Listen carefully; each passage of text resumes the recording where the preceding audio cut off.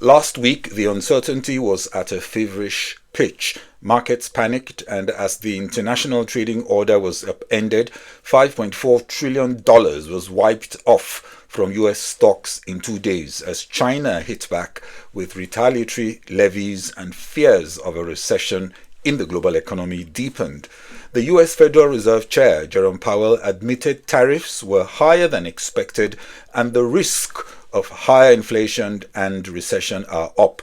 But still, the latest non-farm payrolls, that's the US data that came out on Friday, according to Jerome Powell, show a strong economy and no need to change their view on long-term inflation, which is still well anchored to their targets. Juliet Anammah, a seasoned and experienced executive sitting on the board of several organizations, also founded CG&R Strategy, comments on how companies can respond to the dynamic context. Hello, this is Global Business Insights, where we look deeper at the main business stories moving markets all over the world. More than 50 nations are reported to have reached out to the White House to begin trade talks since U.S. administration rolled out sweeping new tariffs. Taiwan's President Lai Ching-te on Sunday offered zero tariffs, also pledging to remove trade barriers rather than imposing reciprocal measures, adding that Taiwanese companies will also raise their U.S. investments. Israeli Prime Minister Benjamin Netanyahu also said on Sunday he hopes Trump will ease tariffs on Israel when the two meet this week in Washington. The Nasdaq Composite entered a bear market on Friday, while the Dow dipped into correction as the jitters around the U.S. sweeping new tariff regime led to a sell-off. The Nasdaq closed more than 20% below its last record close in December, while the Dow was also down 10% lower from its recent high. More volatility expected this week as negotiations and countermeasures play out. For longer-term clients who can tolerate the volatility and perhaps more pain, this may be a buying opportunity, given that the prognosis was mostly okay across several sectors in terms of potential growth opportunities. How much of that has changed remains the question many must be asking. Indeed, the models and algorithmic computations and patterns that advised trading have been thrown out of gear, and it will take time to learn and understand how to pick new winners and losers in a recalibrating scenario. That means the risk of getting it wrong on markets is unusually high, and in other words, be safe or get out of the kitchen if you can't stand the heat. But there are ways companies can adjust to the uncertainty. Tim Sarson, head of UK tax policy KPMG, says in a note that there are things businesses can do as the landscape calls for proactivity. First, he speaks of the need to be on top of all the trade policy changes. As negotiations go on or break down, we could expect more announcements. Then, of course, players with cross-border operations need to review and adapt their supply chain. That will include looking at if your business should be diversifying its sourcing to countries having better tariff treatment. Also, contracts may need to be renegotiated with clauses to reflect tariff-related fluctuations, and if you can, shifting tariff responsibility to suppliers through modified terms of sale. Also, tariff mitigation strategies could include analyzing product classifications and opportunities to potentially qualify for lower tariffs, leveraging free trade agreements and free trade zones where they could apply. A lot can be done to adjust. Still on tariffs, the Central Bank of Nigeria, in an update on FX market developments last week, noted a period of adjustment following the recent announcement of new import tariffs by the United States government. Weakened crude oil prices also present new challenges for oil exporting countries.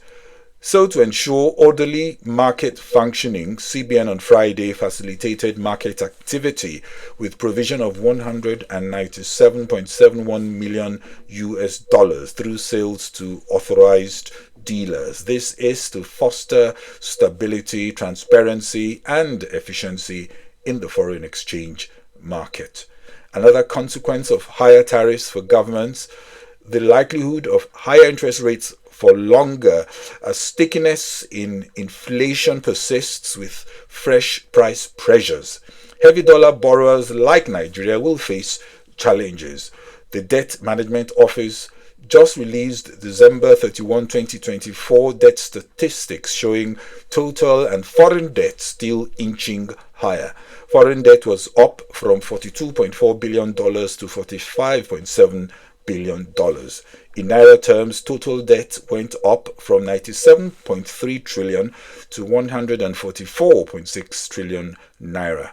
High levels of debt service continue to further squeeze an already tight fiscal situation.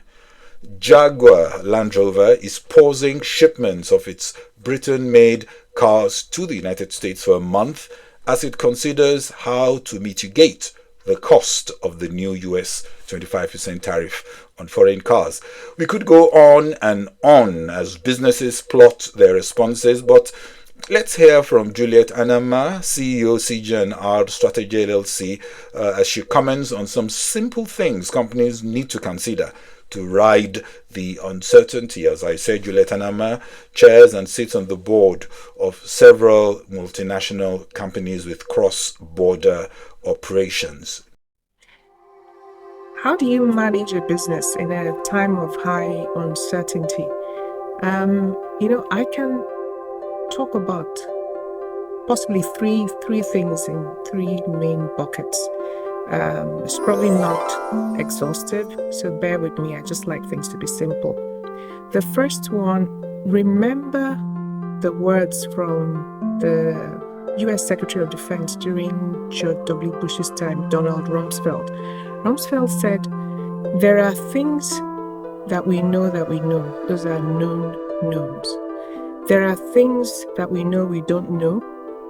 Those are known unknowns. And then there are things that we don't even know that we don't know.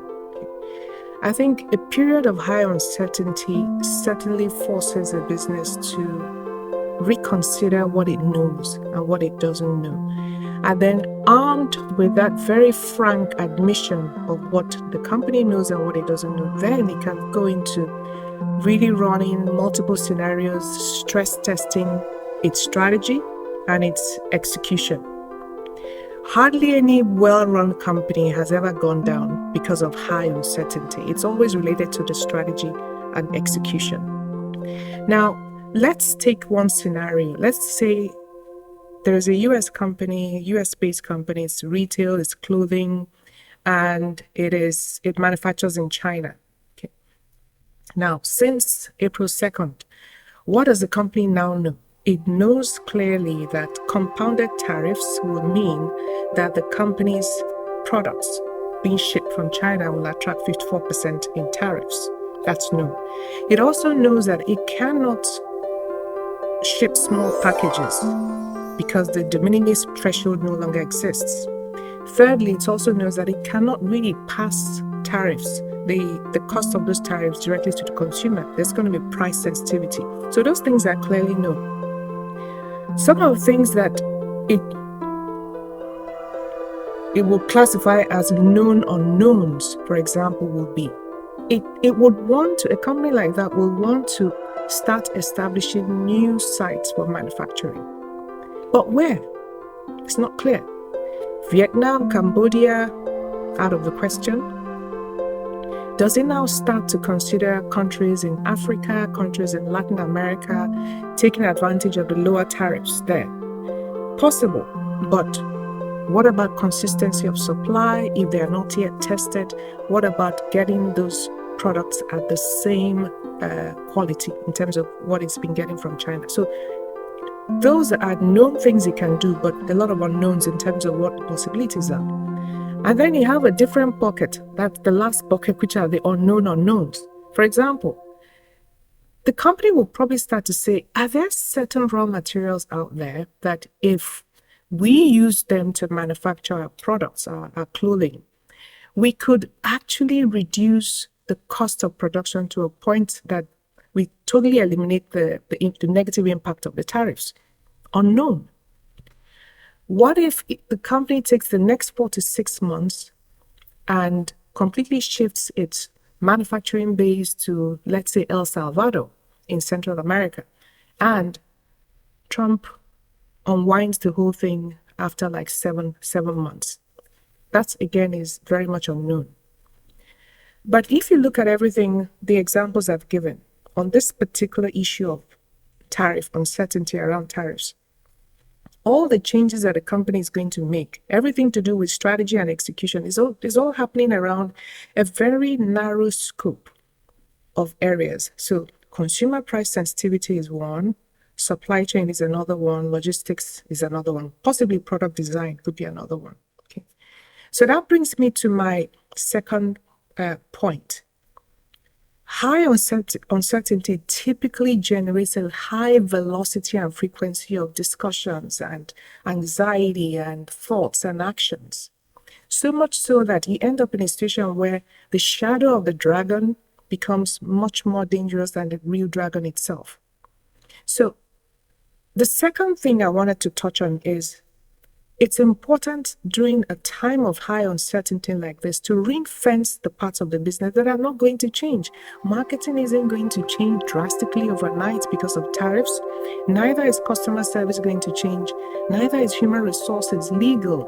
There are lots of parts of the business that will not change. So ring-fence those and make sure that people are just doing their job and they're insulated from the high velocity of discussions, and rightly so. A lot of discussions and a lot of thoughts and actions we go into figuring out about consumer price sensitivity, figuring out about what new manufacturing sites, figuring out about logistics, shipment, what's the cost going to be relative to tariffs. All those things will have to change.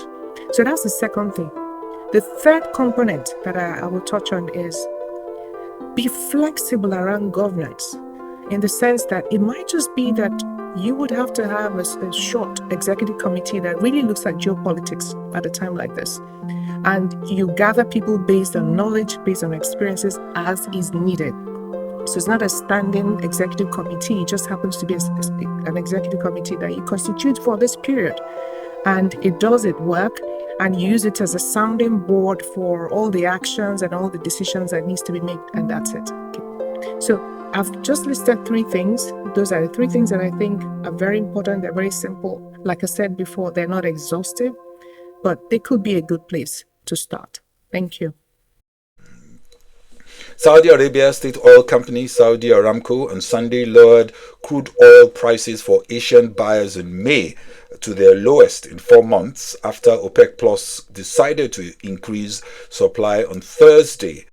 The May official selling price for flagship Arab light crude was cut. It used to be $2.3 above the average price of Oman and Dubai prices. Now it's $1.2 a barrel above the average of Oman and Dubai prices. A surprise output increase by OPEC Plus amid economic uncertainty and recession fears continue to weigh on oil prices. Brent crude this morning plunged down over 2%, now under $64 a barrel.